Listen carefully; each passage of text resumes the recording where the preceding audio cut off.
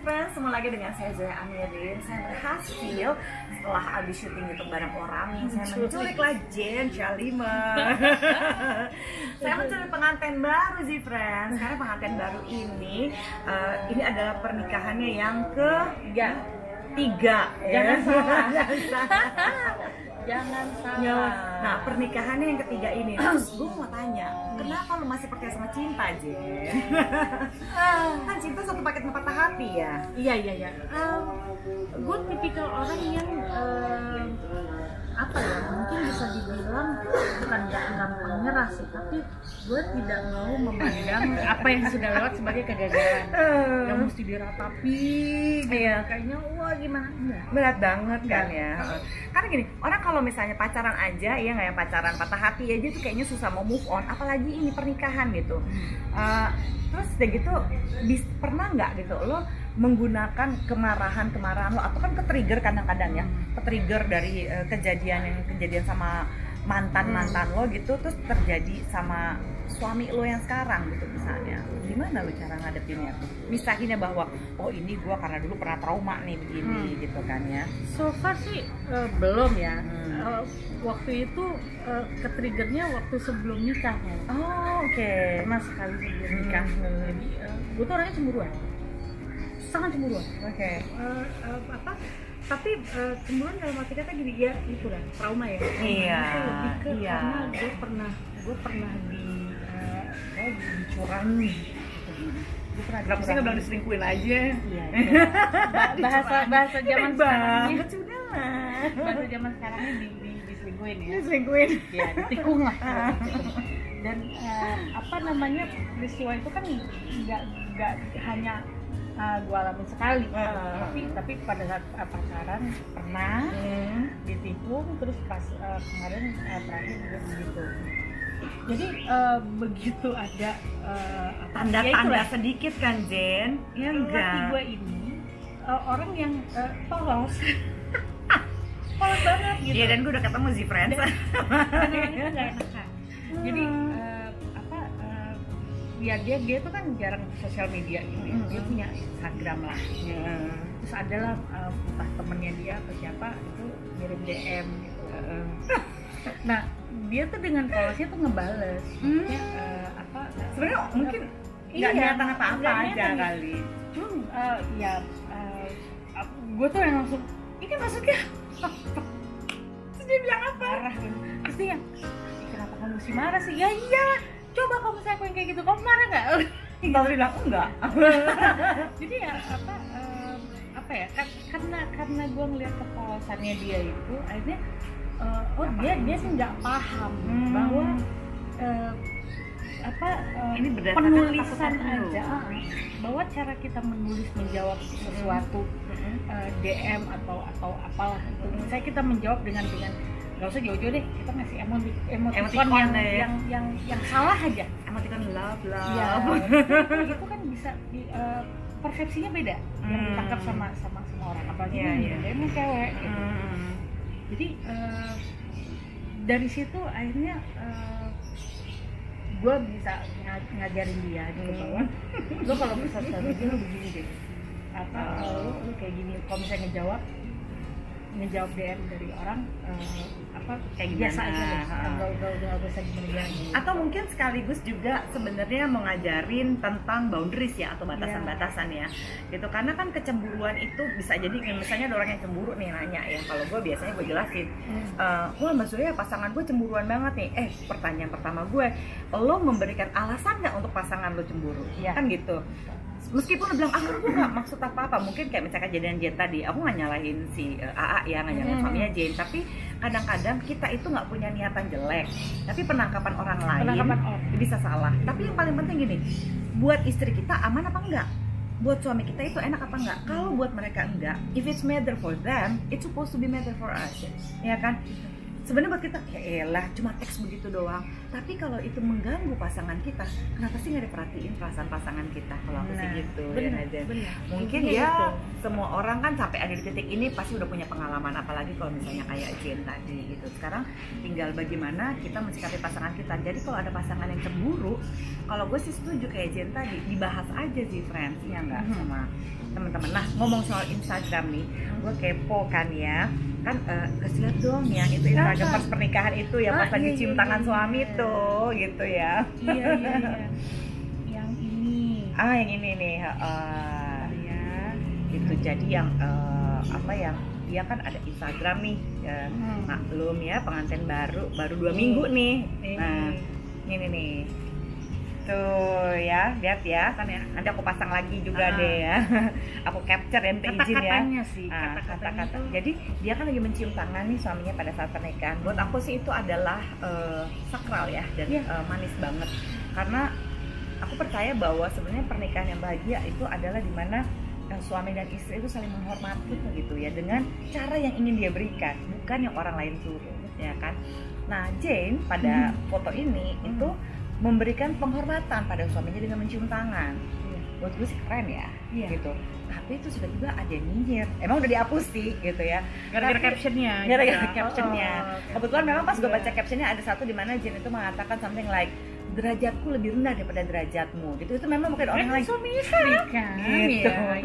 Gitu. Jadi dia lagi berbicara mengenai bahwa dia itu sebenarnya lo kan sedang mencoba meninggikan pasangan lo dalam arti bahwa dia adalah kepala keluarga. Betul. Kan Jen, gitu. Dan bukan berarti dia sebagai istri yang tertindas sih, friends. Iya, betul.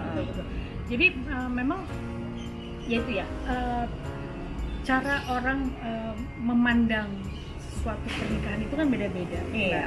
Ada yang memandang bahwa laki gue kaya, jadi ya udah, itulah kebanggaan gue misalnya. Kebanggaan gue karena dia bisa boleh barang juga, mahal, nggak masalah. Tapi kalau buat gue pribadi, dengan dari awal itu yang kita selalu menjadi pembahasan kita, nantinya akan seperti apa. Kita selalu menomorsatukan agama. Menomorsatukan ibadah di atas segala. Karena kita melihat pernikahan ini bukan hanya sekedar 2 orang saling cinta terus nikah udah. Tapi justru cobaan itu akan dimulai starting begitu selesai ijab. Nah, cobaan itu akan datang satu-satu. Nah, ini yang harus menjadi landasan kita tuh apa? Apakah hanya karena rasa cinta doang? Apakah karena perasaan sayang aja, takut kehilangan, cemburu kah, atau agama, ibadah? Itu yang mesti. Nah, ini adalah ibadahnya Jane kan, buat si AA. Bentuk ibadah, karena ini adalah masukan-masukan yang selalu gue perhatiin dalam kehidupan sehari-hari. Saudara-saudara gue seperti apa, terus orang tua gue seperti apa, gitu ya. Jadi memang yang namanya rumah tangga, kalau si istri merasa bahwa dia lebih powerful dari si suami, tunggu aja deh, nggak akan berjalan lancar ya. Pasti si suami akan merasa tertindas, dia akan merasa bahwa loh, di mana-mana suami itu adalah kepala keluarga. Which is memang iya, di agama pun bisa seperti itu gitu kan. Nah, bagaimana kita sebagai perempuan, khususnya gue gitu ya, gue bisa menerima kekurangan bukan kelebihan. Kalau kelebihan sih gampang diterimanya ya. Gitu. Menerima kekurangan yang harus benar-benar melalui pemikiran-pemikiran yang nggak cuma cukup sehari 2 hari. Kadang-kadang juga kita mesti memproses juga perasaan kita ya terhadap penerimaan itu. Benar, jadi sebenarnya penghargaan terhadap gini, kita jangan lupa bahwa ketika menikah, gue tuh percaya bahwa suami itu adalah kepala keluarga. Ya. Ketika pengambilan keputusan dan segala macam tidak didiskusikan, memang cenderung banyak keluarga-keluarga jadi rontok gitu ya. Tapi bukan berarti ya, sekali lagi, undang-undang ketahanan itu, rancangan undang-undang ketahanan keluarga, it's really annoying menurut gue gitu ya. Seolah zaman sekarang perempuan nggak boleh bekerja, kembali lagi kepada ini yang kepada hak-hak pada zaman dulu banget kan? Ya kan? Karena gini loh, namanya rumah tangga itu kan ada ups and down. Iya kan? Masa aturan gitu harus mencintai, menyayangi, ngurusin suami itu udah pasti lah. Kita nggak punya agama ya? Bisa ngurus kok bukan? Ya kan lagi kita punya agama gitu kan. Dan kalau apa namanya di didikan yang diberikan oleh orang tua gue.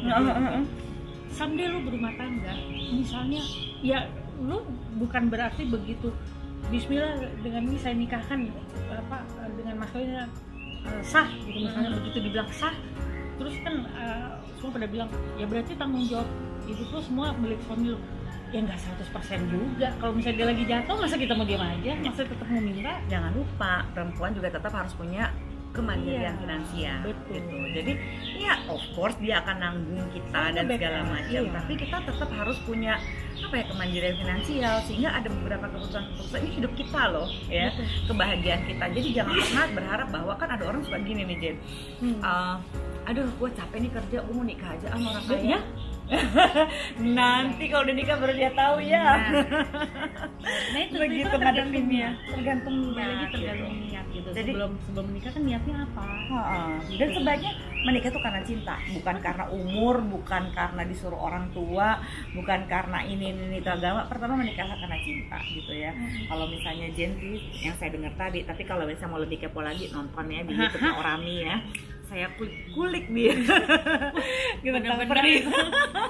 tentang pernikahan ya gitu. Terus ini Jen, satu lagi nih yang biasanya berat ya dialami gitu ya. Gue juga pernah nikah dan gue tahu gimana rasanya menjanda sekian lama gitu ya. Perkara jadi janda, apalagi menikah salah nggak nikah salah ya. Jadi janda banyak digosipin negatif. Terus nikah untuk yang ketiga kalinya itu banyak banget omongannya. Gimana lo bisa stay strong and beautiful and happy? Ya kita dalam menjalani hidup gitu, kita tidak tahu garis tangan kita nih dari Tuhan seperti apa sih.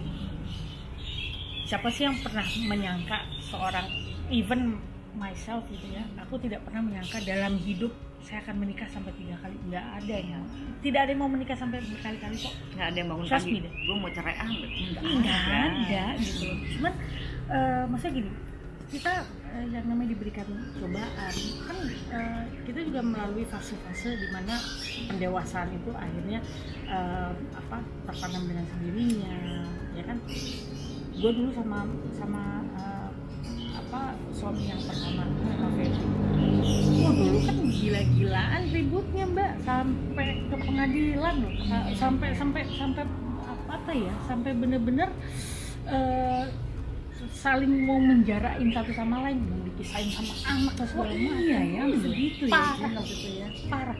Tapi kembali lagi, itu sebenarnya ego atau apa sih? Ego dan kita masih sama-sama muda, darah muda kali ya. Gampang dikomporin, kasarnya kan begitu. Terus sama-sama belum bisa melihat sebenarnya seperti apa sih yang lebih besar kali ya. Seperti apa.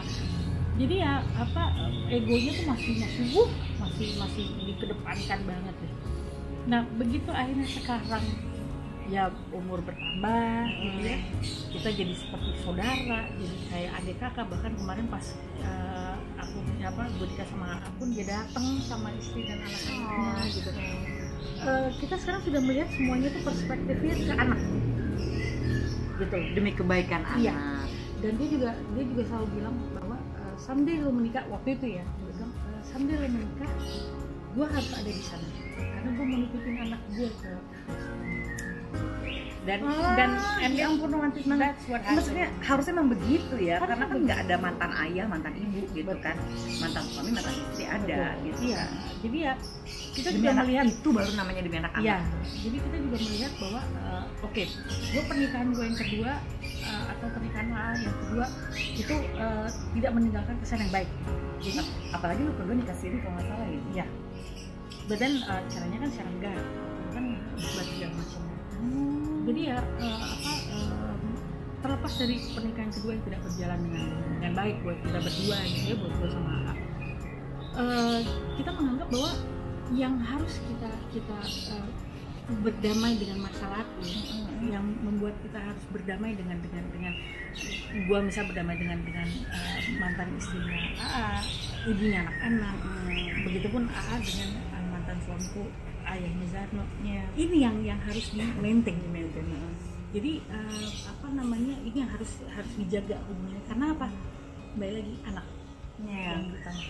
Jadi yang gue suka dari obrolan sama Jen adalah Jen selalu merasa bahwa gini, ngapain gue stay di dalam relationship yang emang udah nggak bahagia, iya nggak sehat kan gitu. Jadi kalau kita mau membesarkan anak-anak dengan kecerdasan emosi, kita sebenarnya juga harus memaintain, kita juga punya kecerdasan emosi gitu, kita punya mesti happy dulu as a person gitu ya. So one thing nih sebelum closing, keponya gue aja sih. Yes. Kepo mulu deh lagi. Kepo banget. Persahabatan lu musim Vanessa Angel tuh gimana sih? Lu kan tadinya kan kalau nggak salah gara-gara Didi ya. Ya. Jadi sebenarnya lo married, lo nikah siri sama Didi. Ini pacaran tuh. Jadi gue tuh kan nikah sama Didi 1 tahun 9 bulan. Di apa akhir-akhir lah 2 bulan terakhir itu mulai banyak keanehan-keanehan lah gitu. Dan ya begitu takut bahwa mereka pacaran, gue bukan tipikal orang yang meraung-raung enggak. Dan satu sebenci-benci itu sama gue, itu sama nyindir lah apa segala macam, gue nggak anggap, karena buat gue berurusan sama si laki ini, bukan lu kan adalah ininya urusannya dia. Iya, you're not issue here. Why you helping her to Surabaya at that time? I mean like, jadi gini, emang lu teman sebelumnya? jadi setelah akhirnya melewati segala macam dramanya. Gue tuh akhirnya gitu, forgive and forget. Kalau nggak salah dia minta ya TV show ya. Itu dia aja jadi jadi 15 ya? No, 17. Ya. Jadi itu sebenarnya station TV-nya ekspektasinya Gantung lo. Ekspektasi Ternyata sementara begitu ya? Iya, begitu gue datang, gue udah tahu ini pasti akan ditemuin, gue udah gitu. Tapi karena gue memang gak ada urusan sama dia datang minta maaf, ya udah aja. Bahkan their end saat itu juga gue langsung menganggap dia adalah adik gue karena dia 10 tahun di bawah gue gitu. Jadi gue benar-benar gue masih belum bisa memproses sih yang satu itulah yang akhirnya semua orang banyak yang mengira ini adalah drama gitu, yang apa settingan apa gitu. Tapi ya mungkin ya lu menerimanya ya lah, bukan masalah dia tuh bukan masalah. Iya, bukan itu the main issue. Akhirnya setelah kita jadi teman gitu, curhat sama lu gitu. Nah begitu akhirnya dia salah nggak terus kan pacaran sama batal kan. Oh iya batal nikahnya begitu. Jadi cerita, jadi penyebab kenapa mereka batal itu karena Didi masih waktu itu kan dia ngajuin eksepsi kan. Oh oke. Gitu. Padahal di pengadilan agama begitu ketuk palu pernikahan itu sah dan sudah disahkan cerai, harusnya udah, tapi dia malah banding. Berarti kan dia mengiyakan. Iya dong. Sementara dia kan mati-matian menolak, enggak, aku nggak pernah nikah. Tapi iya. dia banding, berarti dia mengiyakan. Oh gitu. Nah udah kayak gitu dia kasasi. Nah itu begitu dia kasasi, kita udah berpikir ini dia nih satu caranya dia untuk stop pernikahannya supaya nggak terjadi gitu mungkin ya. Jadi waktu lo ke Surabaya lo tuh diminta tolong sama Vanessa bapaknya atau? Bapaknya. Jadi waktu itu kan kejadian hari Minggu, dia ketangkap hari Sabtunya.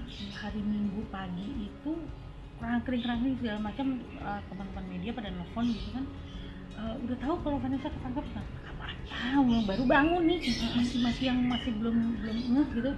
Even teman-teman wartawan datang ke rumah pun jam 8 pagi tuh aku masih belum ngeh ada apa, masih belum tahu. Nah begitu akhirnya dapat berita segala macam, udah tahu masalahnya apa. Nah kita kan nggak bisa ngubungin, karena handphone itu mau ditahan kan. Kita ngubungin nggak bisa. Nah aku ngubungin bapaknya, ternyata bapaknya pun nggak tahu, taunya justru dari aku. Oh, akhirnya bapaknya minta tolong bapaknya lah panik ya. kan, jadi minta tolong deh kak, mesti gimana segala macam apa, karena memang dekat gitu. Iya. Ya udah aku karena ya itu ya, karena nganggapnya udah adik kan, dan bapaknya juga yang minta tolong, berangkat ya, lah why not? aku. Oh, I see. Aku lagi bingung soalnya kan kalau cuma baca-baca doang media, wah ini bukannya pernah ini sama ini dia nikah siri sama Gigi. Jadi dia punya pacar Vanessa. Kenapa dia mau temenin Vanessa? Aku harus bertanya pada orangnya langsung ya kan, daripada nanti berasumsi dan sebagainya. Oke, that's very good actually. Jadi pembelajaran yang paling bagus sih friends, kalau misalnya memang kalau misalnya pasangan kita selingkuh, amit-amit gitu ya, masalahnya itu adalah masalah kita dengan dia.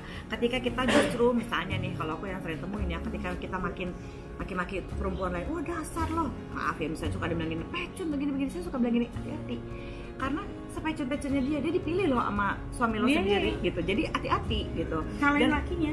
Dan semakin kita sakit hati sama si perempuan itu, sebenarnya akan semakin sulit buat kita itu untuk apa ya, kira-kira mencari tahu permasalahan apa sih ini pernikahan gue ini, apa sih bagian gue yang bisa gue lakukan untuk membuat pernikahan ini lebih bahagia. Karena kadang-kadang kayak film Crazy Rich Asian ya kan, I cannot make you man if you're not ready to be a man, ya kan. Kita nggak akan bisa membuat seorang laki-laki itu menjadi laki-laki kalau dia memang belum siap jadi laki-laki, ya. Jadi menikahlah dengan orang karena dia cinta sama kita, karena dia usaha gitu ya. Usahanya seperti apa bisa nonton di Orami ya. Tadi aku udah tanya-tanya malam pengantinnya seperti apa, posisi favoritnya seperti apa gitu. Kalau ini adalah sisi lainnya dari Jen Shalima. Thank you Jen ya, senang sekali mau diculik. Thank you sih friends. Kalau misalnya ada pertanyaan lagi atau ada apa, siapa tahu rezeki ketemu sama Jen lagi, ntar aku tanyain. Tulis di komen. Kalau misalnya res ntar gue blok ya, males ya. Yang ini aja, yang saling mendukung, bener-bener yang pertanyaan supaya bisa jadi pembelajaran buat diri kita sih friends. Kan kita nggak harus menikah 3 kali juga sama kayak dia untuk bisa menjalani ini. Kita jalani yang terbaik yang kita bisa gitu. Jadi kalaupun sampai menikah 3 kali, apa yang harus dihadapi, apa sih resikonya. Ini kadang lihat dia udah cantik, udah bahagia sekarang, ya bukan berarti dia nggak mengalami semua pilihan-pilihan susah gitu di hidupnya. Semuanya dia sudah berproses sih friends gitu. Thank you aja ya. Sampai ketemu lagi sih friends, bye bye.